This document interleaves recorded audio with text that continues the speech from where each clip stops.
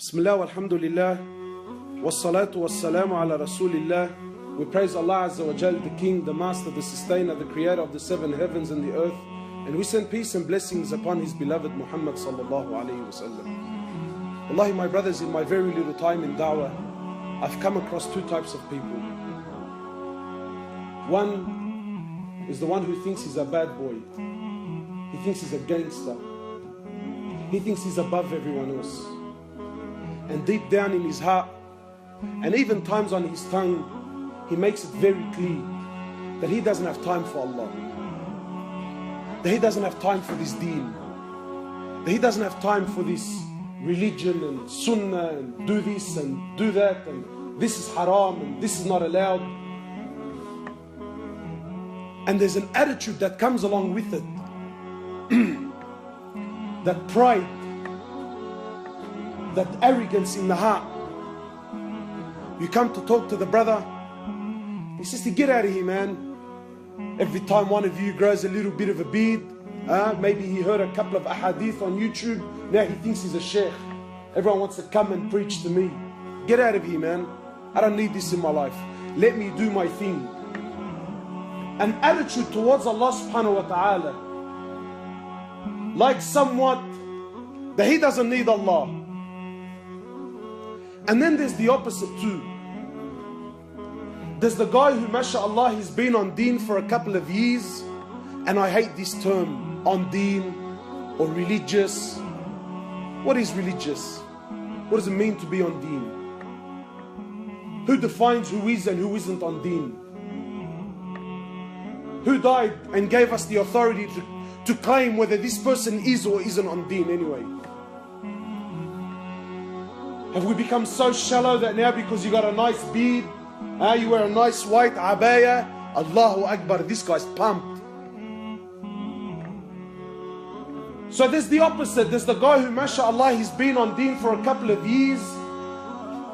He starts believing in his heart, whether we're honest or not tonight, wallahi, in the depths of our hearts, in places that we don't talk about, wallahi, we start believing that I'm something. We start looking down at others. We start believing that deep down in my heart, I stand a level above the rest. That I got a nice beard and this brother's clean shaven. That I've been praying for the last 10 years, this guy still doesn't know how to make wudu. So therefore, I'm better than him. And he starts believing also, it gets worse, he also starts believing that Allah Azza wa Jal needs him. That Allah needs his salah. That Allah needs his charity. That Allah needs my tasbih. And there's an attitude, wallahi, there's an attitude. One of us, as he's walking out of the masjid, maybe he puts $50 into the donation box, and in the depths of his heart, wallahi, in places we don't talk about, you really truly believe that Allah owes you a favor. That Allah owes me something, man. That I've been praying for the last 10 years, so therefore Allah subhanahu wa ta'ala, He owes me something. Well, my brothers, today I got news for both sides. Allah owes you nothing. Allah owes you nothing. Allah subhanahu wa ta'ala doesn't need you. Allah subhanahu wa ta'ala doesn't need your salah. Allah subhanahu wa ta'ala doesn't need your fasting. Allah subhanahu wa ta'ala doesn't need your money. Allah subhanahu wa ta'ala doesn't need your time. Allah subhanahu wa ta'ala doesn't need your da'wah. Allah subhanahu wa ta'ala doesn't need your bead. Allah Azza wa Jal is free from all, from anything. Allah Azza wa Jal needs nothing and no one. We need Him subhanahu wa ta'ala. Don't be fooled. Don't let shaitan play with your mind. That look at you, mashallah, you've been on deen. You're a cut above the rest. You're nothing. And you little bad boy who thinks he's something, you know, Allahu Akbar, wallahi, nothing burns my soul more than a brother who puts on a cloak. He puts on an image that's not him. And what's worse, wallahi, most gangsters they only look down at Muslims.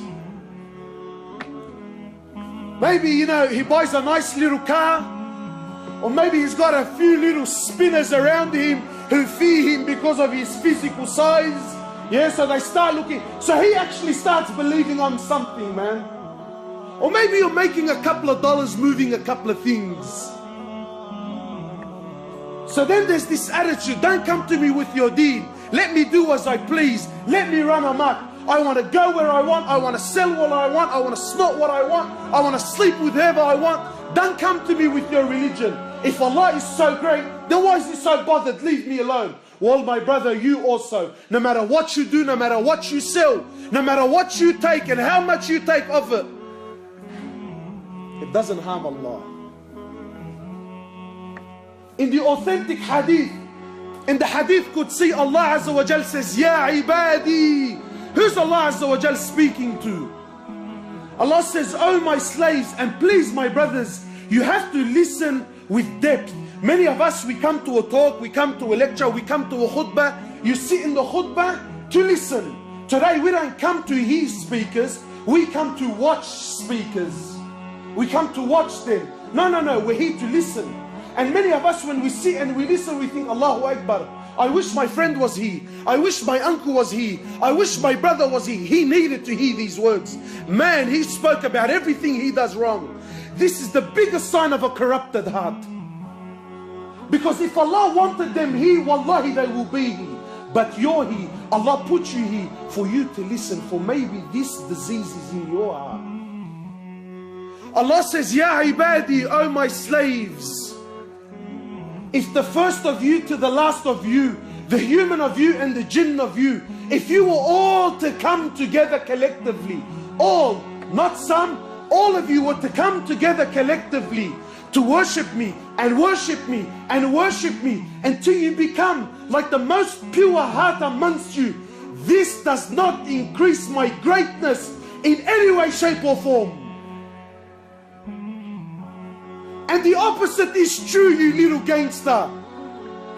Ya ibadi, oh my slaves.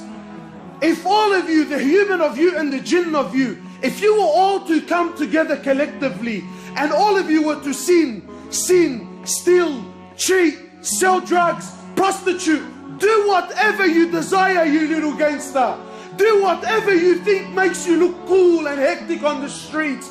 Allah says clearly, if all of you, not some, if all of you were to do it collectively until you become like the most criminal heart amongst you, this doesn't take anything away from my mulk in any way, shape or form. Allah doesn't need anyone. Allah doesn't need anyone. Allah is Al-Malik. Allah is free. Antum al-fuqara ila Allah. You are the destituted ones to Allah. People walking around with an attitude, and no, I don't have to pray, I don't have to fast, or even worse, I've been fasting, for 10 years, praying for 10 years. How come Allah doesn't give me this? And how come Allah... What, you think Allah owes you something? You think Allah owes you something? You think Allah needs you?